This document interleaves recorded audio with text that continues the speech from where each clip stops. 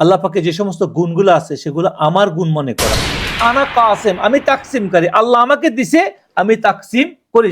যারাই কথা শিরিক বলে অন্যকে কাফের ফতুয়া দেয়। তাওহীদ এবং শিরকের সংজ্ঞা কি? আমরা যে বর্তমান সময়ে কথায় কথায় শিরকের উপর আলোচনা করি, বর্তমান বিশ্বে এক ধরনের উগ্র মানুষ আছে যারা কথায় কথায় শিরিক বলে অন্যকে কাফের ফতুয়া দেয়।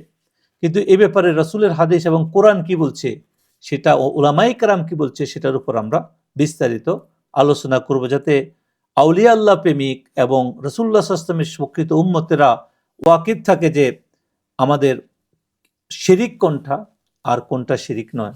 আসুন আমরা বলি যে শিরিকটা কি। শিরিক হলো কোনো কিছুকে অংশীদার করা, শিরিক করা, অংশীদার করা। আর আমাদের যে ইসলামী পরিভাষায় যেটাকে বলা হয় সেটা হলো আল্লাহ পাকের সত্তা, গুণাবলী এবং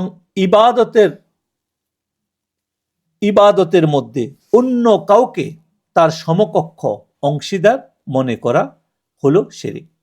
আল্লাহ পাকে যে সমস্ত গুণগুলো আছে সেগুলো আমার গুণ মনে করা, আর আল্লাহর ইবাদতে যেটা আল্লাহর জন্য প্রযোজ্য সেটাকে অন্য কারোর সাথে শিরিক করা, সেটাই হলো শিরিক। এটা সম্পূর্ণ আমাদের ইমানের বিপরীত একটা মেরু, ইমান থেকে আলাদা জিনিস এটা।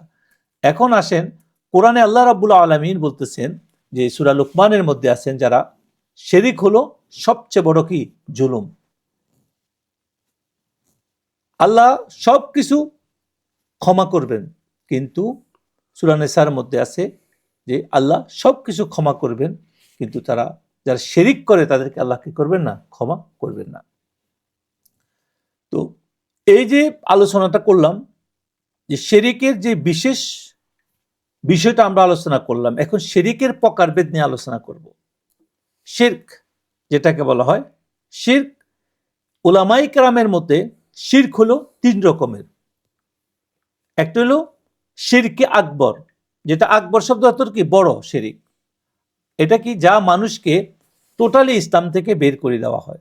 যেমন আল্লাহ ছাড়া অন্য কাউকে আল্লাহ মনে করে সেজদা করা এবং কারো কাছে আল্লাহ মনে করে সাহায্য চাওয়া, সেটা কি শিরকে আকবর।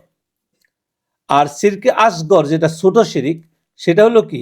যা সরাসরি শরীয়তের ভাষায় কুফর নয়, কিন্তু এটা ঈমানকে মারাত্মক ক্ষতিগ্রস্ত করে। এর মধ্যে প্রধান, যেমন আমরা লোক দেখানো ইবাদত করা, রিয়া। আমার ভিতরে অনেক রকমের রিয়া থাকে, আমরা যাই কিছু করি ভিতরে একটা বাইরে আরেকটা, এটা ওয়ান কাইন্ড অফ শিরকে আসগর, মানে ছোট ছোট শিরিক। তারপরে শিরকে খফি যেটাকে বলা হয়, সেটা হলো অন্তরের মধ্যে লুকাই থাকে এমন সূক্ষ্ম অহংকার, তারপরে পর নির্ভরশীলতা, যা দ্বারা কঠিন আমি সবসময় আল্লাহর উপর নির্ভরশীল থাকি না, আমার অহংকার থাকে সেটা। তাইলে আমরা মোটামুটি 3 রকমের শিরিক পাইছি, সেটা আমরা একটা একটা করে আলোচনা করব।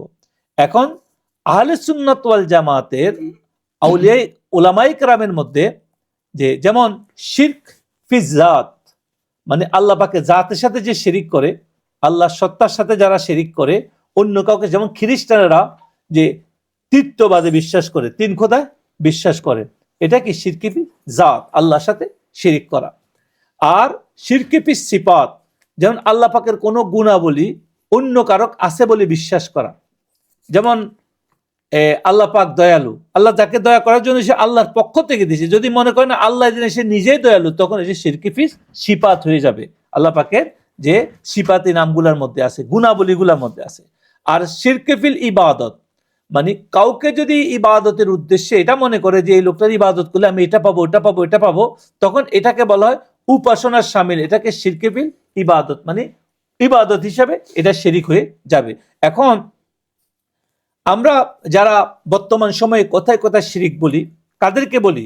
ওই সমস্ত লোকদেরকে বলি যারা আউলিয়া আল্লাহদেরকে মানে।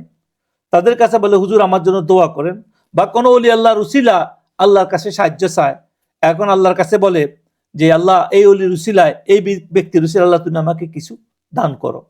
এখন এমন এমন লোক সমাজে আসে বর্তমানে, এবং নবী সাল্লাল্লাহু আলাইহি সাল্লামের উসিলা চাইলেও শিরিক, আস্তাগফিরুল্লাহ, আছে। এই জন্য এখানে কিন্তু যে কথাগুলো আসছে আমরা প্রথমে এটাকে খণ্ডন করি। প্রথমত হলো যে আমরা যখন নবী সাল্লাল্লাহু আলাইহি সাল্লামের নাম মুহাম্মাদুর রাসূলুল্লাহ, মুহাম্মাদুর রাসূলুল্লাহকে আল্লাহর নবী, মোহাম্মদ রাসূলুল্লাহকে আল্লাহর নবী, আল্লাহর রাসূল বলা হয়েছে।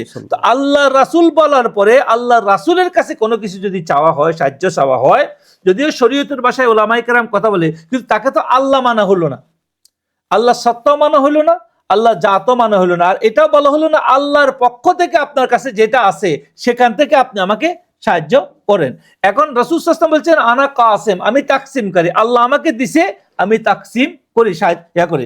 এখন তাকে যদি কোনো দুনিয়াবি কোনো রাষ্ট্র দায়িত্ব লোকের কাছে রাষ্ট্রের পক্ষ থেকে কোনো কিছু দেওয়া হয়, তার কাছে যাই যদি সাহায্য চাওয়া হয়, পুলিশ অফিসার কাছে যদি তাকে দায়িত্ব দেওয়া হয়েছে মানুষের সাহায্য করার জন্য, তো তার কাছে যদি অ্যাপ্লিকেশন করা হয়, এই পুলিশ অফিসার, এই ইন্সপেক্টর তুমি আমাকে সাহায্য করো, তখন এটা তো রাষ্ট্রের দায়িত্বের কারণে আমি তার কাছে ওই সাহায্য নিতে যাব, তার ক্ষমতা নেই সাহায্য করার, রাষ্ট্র তাকে এরা দিয়েছে। তো আল্লাহ পাকের পক্ষ থেকে যে জিনিসটা রাসূলুল্লাহ সাল্লাল্লাহু আলাইহি সাল্লামকে দেওয়া হয়েছে সেখান থেকে তিনি দিবেন। আমরা তো রাসূলকে আস্তাগফিরুল্লাহ কখনো খোদা মনে করি না, আল্লাহ মনে করি না, আমরা রাসূলকে মনে করি আল্লাহ সবচেয়ে পেয়ারা হাবিব, এবং আল্লাহর পক্ষ থেকে তিনি যেটা নিয়ে আসছেন সেটাই উম্মতের জন্য তিনি আল্লাহর কাছ থেকে নিয়ে আসছেন, সেটাই তার কাছে যদি কেউ চায়, তো তখন সেটা কিভাবে শিরিক হলো?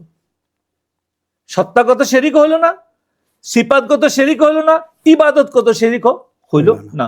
এই জন্য কোন আল্লাহর ওলি আউলিয়া আল্লাহ যদি হয়, যে তার কাছে যদি তার প্রিয় মাহবুব বান্দাদের উসিলা, আল্লাহ পাক তো নিজে বলছে আলা ইবাদিল্লাহিস সলিহিন, আমরা এর মধ্যে আসি যে সলিহিন বান্দাদের উসিলা আল্লাহ তুমি আমাকে ইয়া করো। আমরা যখন নামাজ পড়ি আত্তাহিয়াত পড়ি, তো সেখানে বলাই আছে যে রাসূল সাল্লাল্লাহু আলাইহি ওয়াসাল্লাম না শুধু তার আহলে বায়াত এবং ওয়ালা ইবাদিল্লাহিস সলিহিনের মধ্যে আসছে।